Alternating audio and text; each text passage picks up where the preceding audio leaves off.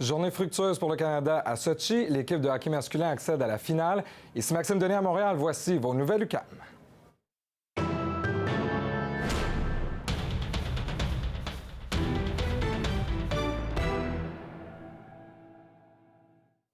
Bonsoir, mesdames, messieurs. Le Canada qui a brisé le rêve de bien des Américains aujourd'hui et de l'équipe américaine en l'emportant 1-0 en demi-finale. L'équipe canadienne qui va donc disputer la médaille d'or contre la Suède ce dimanche.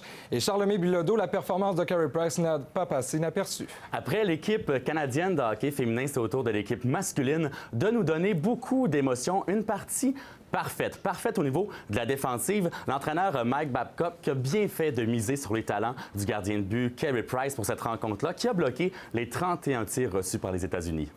Et Charles, vous avez rencontré ce midi des partisans montréalais qui, on s'en doute, étaient très heureux.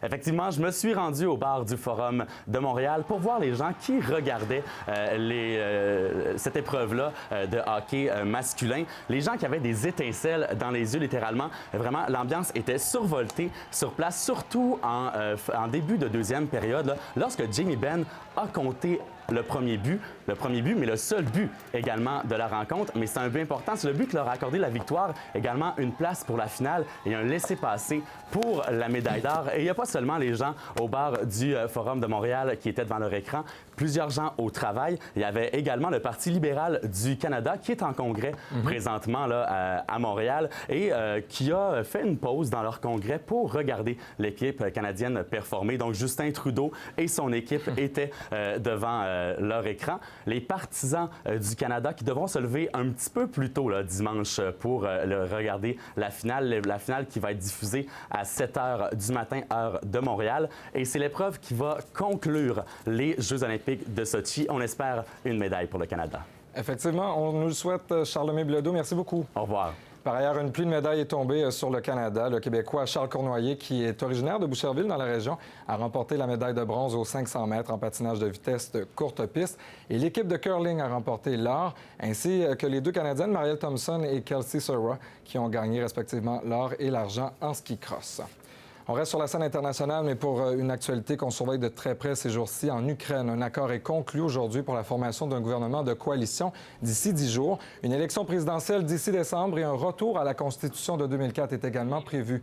Le président Viktor Yanukovych a quitté la capitale pour se réfugier à Kharkiv, dans l'est du pays. Sa chute semble de plus en plus prévisible. D'ailleurs, un vote pourrait le destituer dès demain. Yanukovych prévoit faire une apparition télévisuelle dans les prochaines heures. Les députés ont voté pour libérer l'opposante Yulia Tymoshenko. Deux proches ont été nommés à la tête du Parlement et du ministère de l'Intérieur. En tout, 80 personnes sont mortes à Kiev et 100 autres ont été blessées lors des affrontements qui surviennent depuis mardi dernier.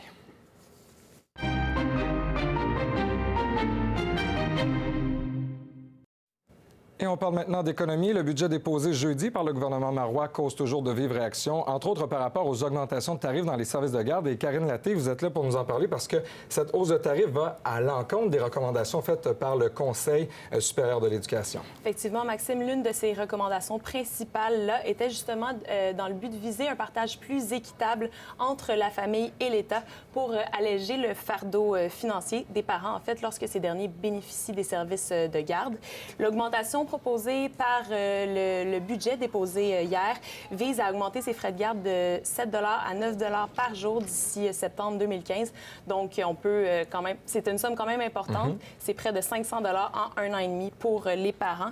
Les libéraux ont qualifié cette hausse de drastique et trop soudaine, alors que si on se rappelle, en 2004, c'était ces derniers qui avaient fait passer les frais de garde de 5 à 7 par jour, alors que Pauline Marois était porte-parole en matière d'éducation et que c'était cette dernière qui était contre l'augmentation des tarifs. Et Karine, on peut dire que les opinions par rapport au budget sont mitigées. On le voit. On peut notamment penser à la question de l'éducation post-secondaire. On se souvient du printemps érable en 2012. Eh bien là, ça refait surface. Ça ramène effectivement au goût du jour la problématique du financement des universités.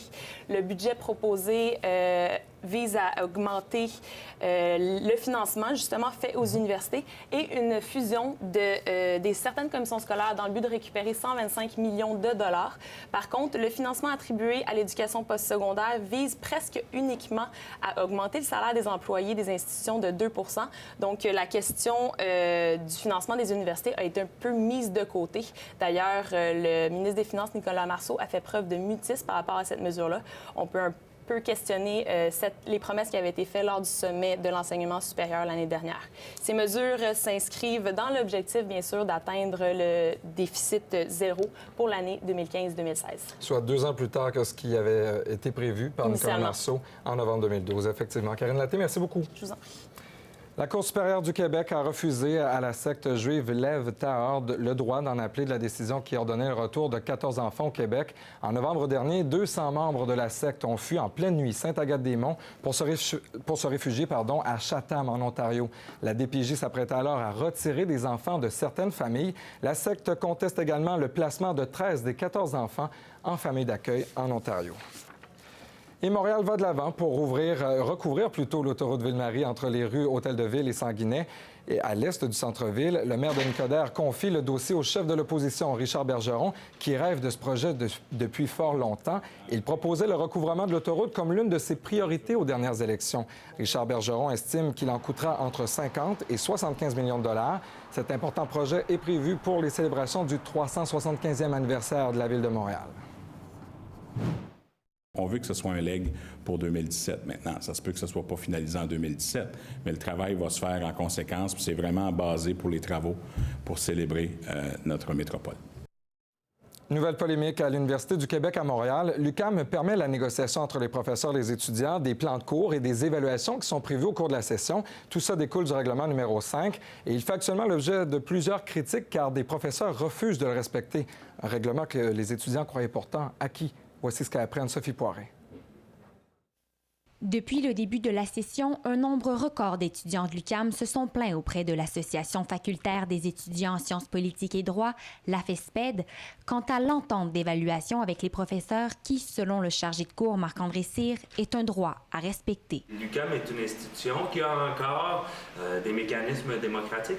C'est évident que ceux et celles qui vont bénéficier ou non du cours, ce sont les étudiantes et les étudiants. Donc, pourquoi est-ce qu'ils n'auraient pas leur mot à dire sur le contenu même de ce cours-là? L'interprétation de la FESPED du règlement numéro 5 sur les ententes d'évaluation est jugée problématique par l'administration. On parle d'une entente. Dans le sens juridique du terme, quand il y a entente, c'est qu'il y a deux parties, qui sont ici la partie du prof, de la prof, et la partie des étudiants et des étudiantes, qui discutent pour arriver à une entente. Donc, quelque chose qui plaît aux deux parties.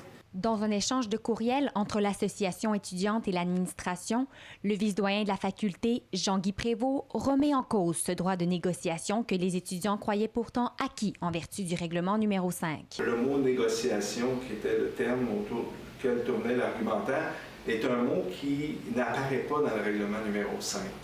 Donc, l'idée de négociation, il me semble que ça n'a pas tout à fait sa place là. Jusqu'où va cette négociation-là? Je laisse ça dans les dédales de l'administration.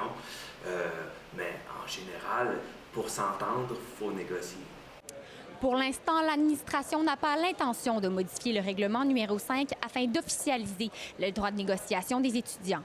Jean-Guy Prévost n'a toujours pas répondu à la FESPED, mais les étudiants sont bien déterminés à obtenir gain de cause.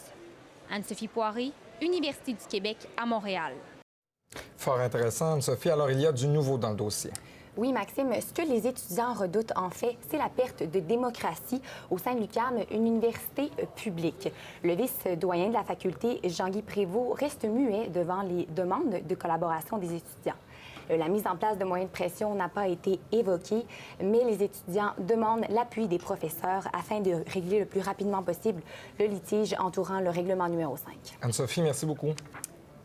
Sur la scène culturelle maintenant, eh bien, bonne nouvelle pour la ville de Longueuil, le gouvernement marois qui a annoncé un investissement de 20 millions de dollars pour la construction d'un tout nouveau complexe culturel.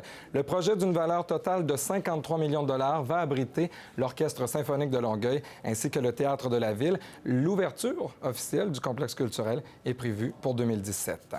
Et je vous parle maintenant de météo. Alors, c'est un ciel variable qui est prévu cette nuit avec un maximum de moins 1 degré. Demain, samedi, c'est du soleil qui est prévu avec une température très confortable pour ce temps de l'année, soit un maximum de 2 degrés. On a été chanceux cette semaine avec ce doux temps. Eh bien, ça va se poursuivre encore pour demain. Mais le retour aux températures normales de saison est prévu pour ce dimanche avec un ciel variable. Alors voilà, mesdames, messieurs, c'est ce qui met fin à ce bulletin d'information. Et c'est Maxime Denis à Montréal au nom de toute l'équipe. Merci d'avoir été des nôtres et je vous dis à la prochaine.